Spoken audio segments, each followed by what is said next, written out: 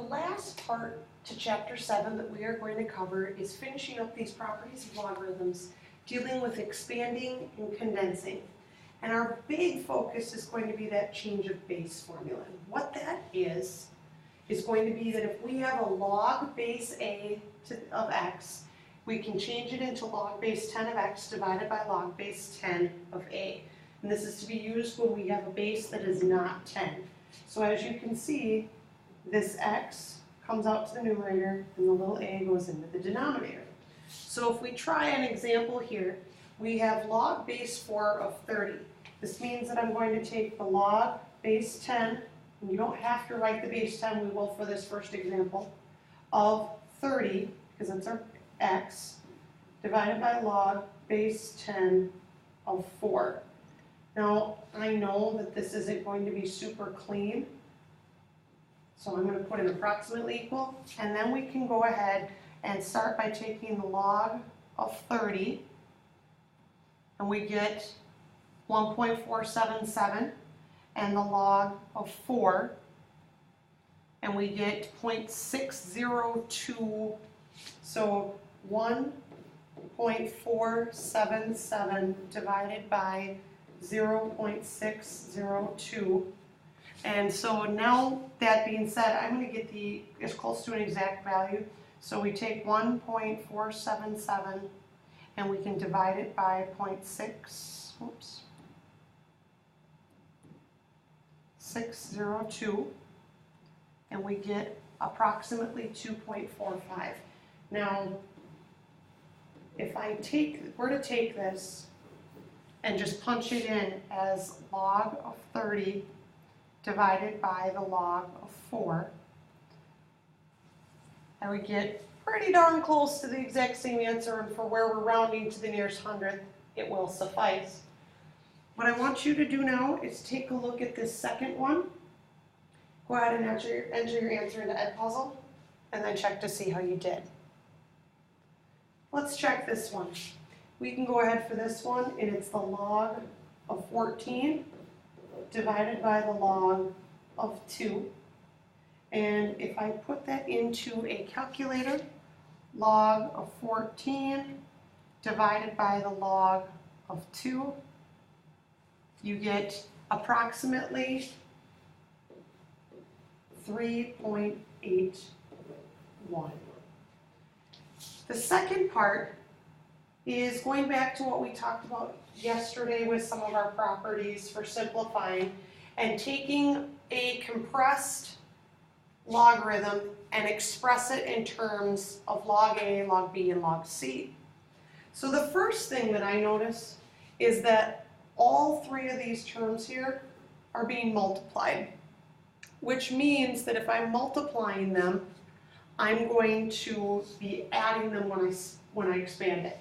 So I've got the log of A plus the log of B squared plus the log of C cubed.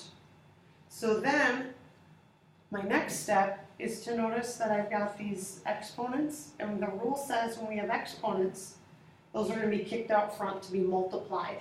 That means that my final answer comes out to be the log of A plus 2 times the log of B plus 3 times the log of C.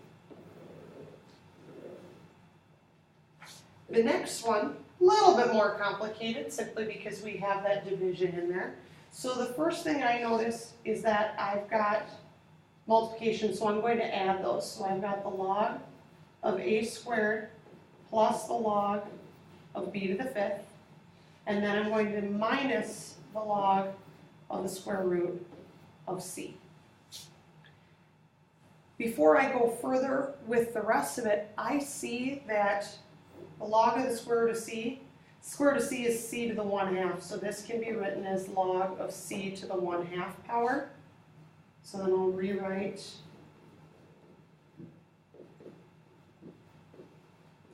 the following. And then I have on all of these, I have exponents that need to kick out front.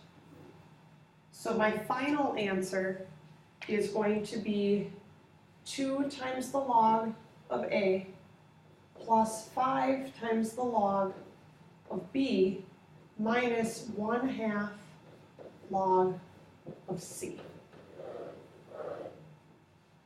The next piece, and the final piece for today, is going to be to take that expanded expression and condense it down.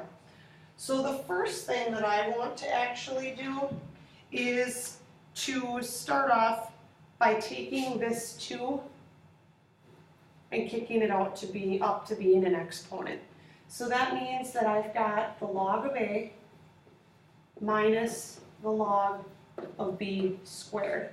Now that I've done that, I can address this minus sign, which is going to be division, which means that I'm going to have 1 log, and I will have a on top, b squared on bottom, and I like to put that in parentheses so I know that that log is all together. And that is my answer. The next one, I want you to give this one a shot, see if you can figure it out, enter your answers into Edpuzzle, and then we can go ahead and check it. All right, let's go ahead and check this one. The first thing that I'm going to do is take these numbers out front and kick them up into exponents. So that means I have the log of a squared plus the log of b to the 2/3 power.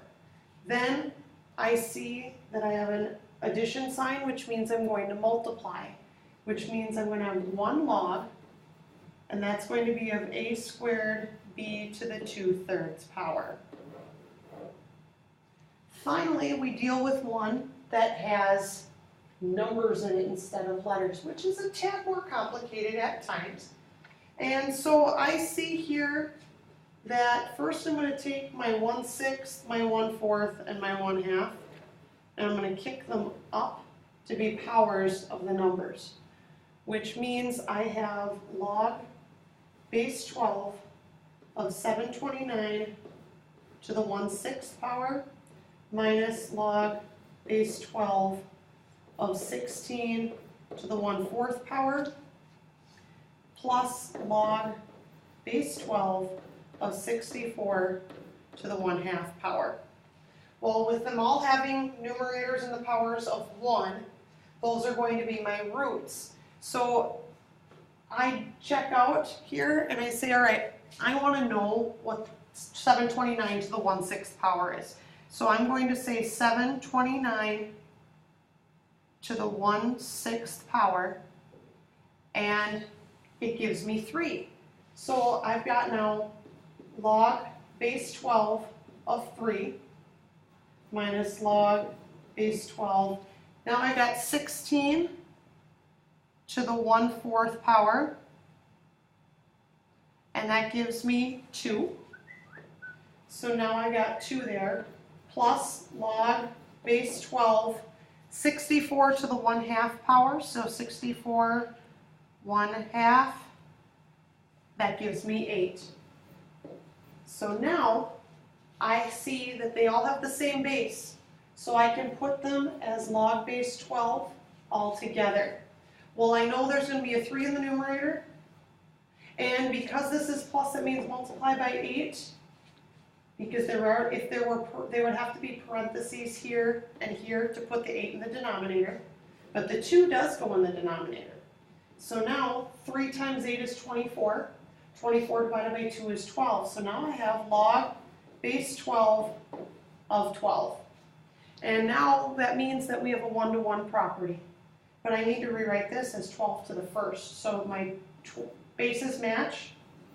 So that means that log base 12 of 12, that means my x is going to be equal to a final solution of 1. Who knew that something so messy could end up with such a clean answer? Your job now is to go ahead and give these 3 U-Try problems a shot, put them into Edpuzzle, and as always, bring your questions with you to class tomorrow.